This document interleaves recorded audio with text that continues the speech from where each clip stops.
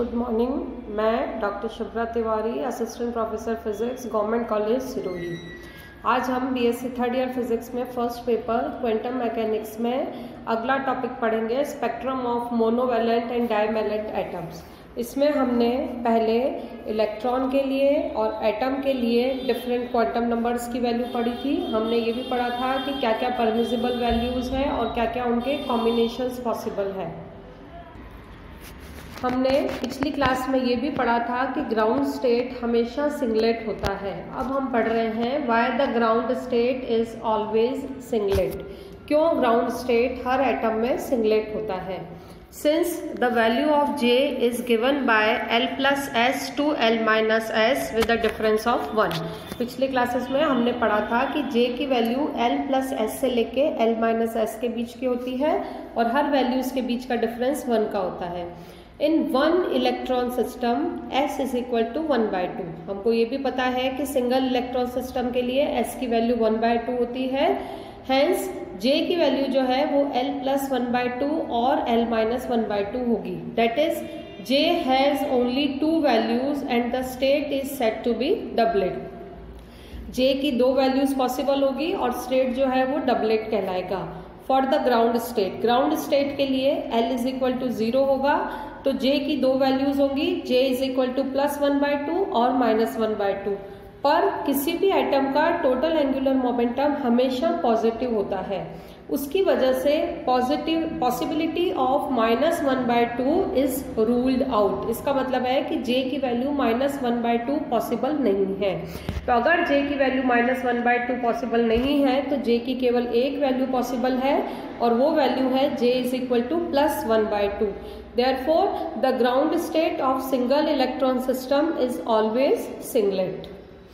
In case of many electron system के case में for the ground state L is equal to 0 और J is equal to S होता है। S can assume any value 0, 1/2, 3/2 etc. तो जब S की value greater than L होगी तो मल्टीप्लिसिटी ऑफ स्टेट दी जाएगी 2L plus 1 से which leads again to the possible value of L as 1 and the state is singlet. तो दोनों cases में चाहे सिंगल इलेक्ट्रॉन सिस्टम हो या मैनी इलेक्ट्रॉन सिस्टम हो, ग्राउंड स्टेट हमेशा सिंगलेट ही होता है। अगला टॉपिक है selection rules. In an atom, there are number of energy states. All the transitions between different energy states do not appear. Her energy state के बीच में transitions possible नहीं होता है या हर एनर्जी स्टेट्स के बीच में स्पेक्ट्रल लाइंस का इमिशन नहीं होता है। The spectral lines are governed under certain principles known as selection rules. जो स्पेक्ट्रल लाइंस होती हैं या स्पेक्ट्रल लाइंस का इमिशन होता है वो केवल सर्टेन प्रिंसिपल्स को फॉलो करता है और वो प्रिंसिपल्स जो हैं जिनके फॉलो करते हुए स्पेक्ट्रल लाइंस का इमिशन होता है वो सिलेक्शन रूल्स कहलाते हैं। There are 3 selection rules. 3 तरह के सिलेक्शन रूल्स हैं। सबसे पहला है selection rule for L।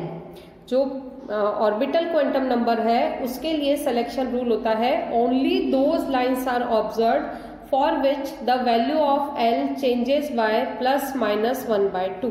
That is delta L is equal to +-1 होना चाहिए।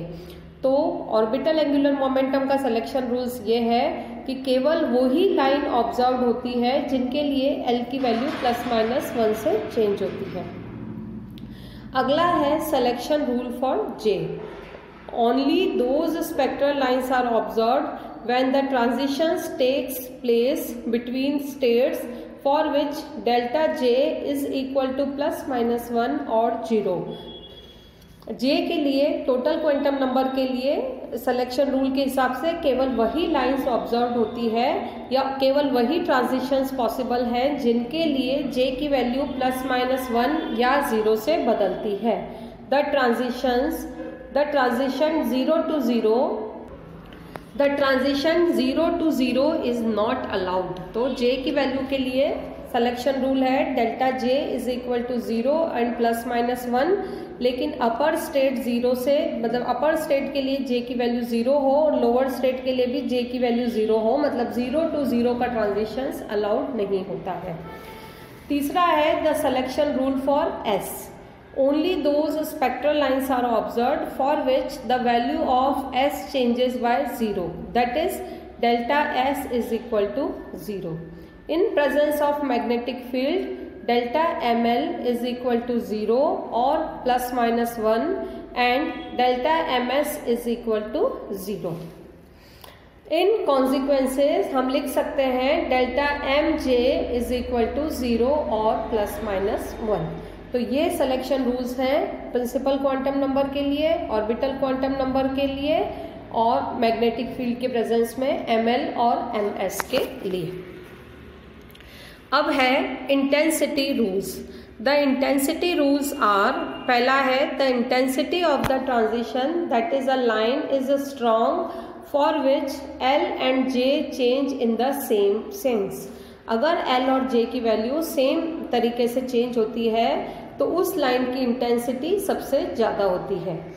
सेकंड है the intensity of the transition is weak for which L and J change in the opposite sense. अगर L और J की value opposite value से change हो रही है, मतलब delta L is equal to 1 है and delta J is equal to -1 है, तो उस लाइन की इंटेंसिटी वीक होगी।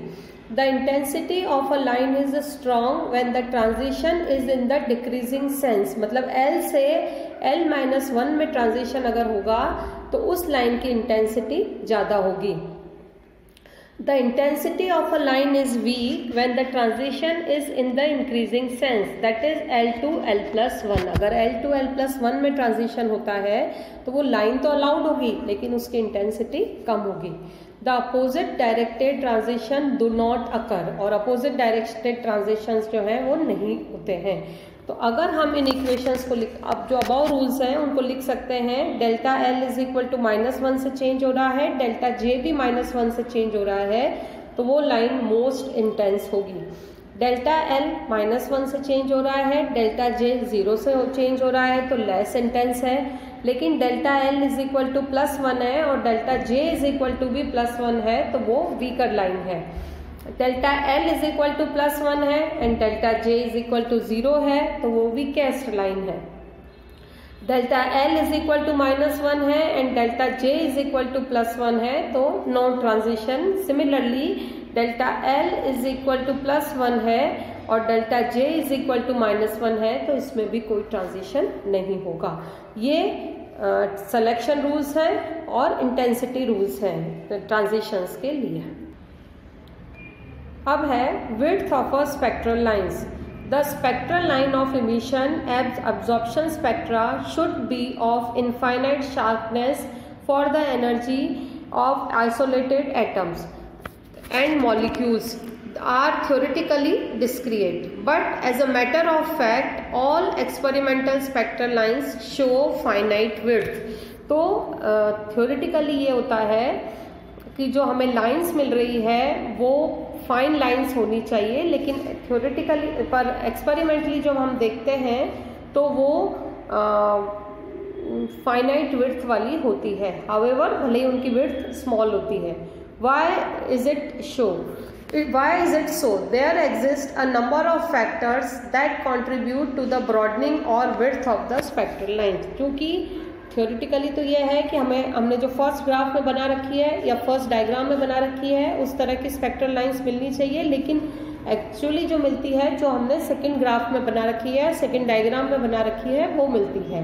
तो हम अब ये देखेंगे कि क्या फैक्टर्स हैं जो ब्रॉडनिंग और विड्थ ऑफ स्पेक्ट्रल लाइंस को में कंट्रीब्यूट करते हैं।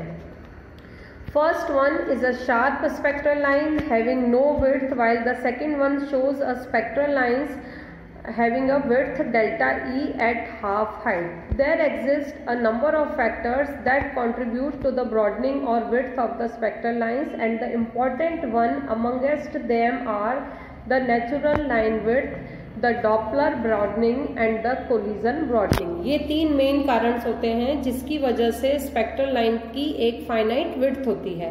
तो फर्स्ट कारण है इसका natural width. Every spectral line possesses a natural width linked to the width of the levels energy involved in the transition.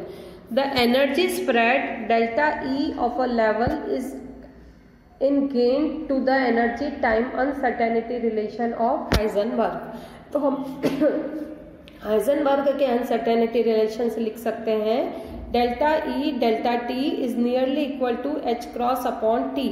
तो इससे हम लिख सकते हैं delta nu is nearly equal to 1/4 pi delta T, where delta T refers to the uncertainty in time and can be logically replaced by tau, the mean life of the atom in the energy state. तो जब हम इसको delta T को tau से replace करेंगे तो हम equation लिख सकते हैं delta nu is nearly equal to 1/4 pi to.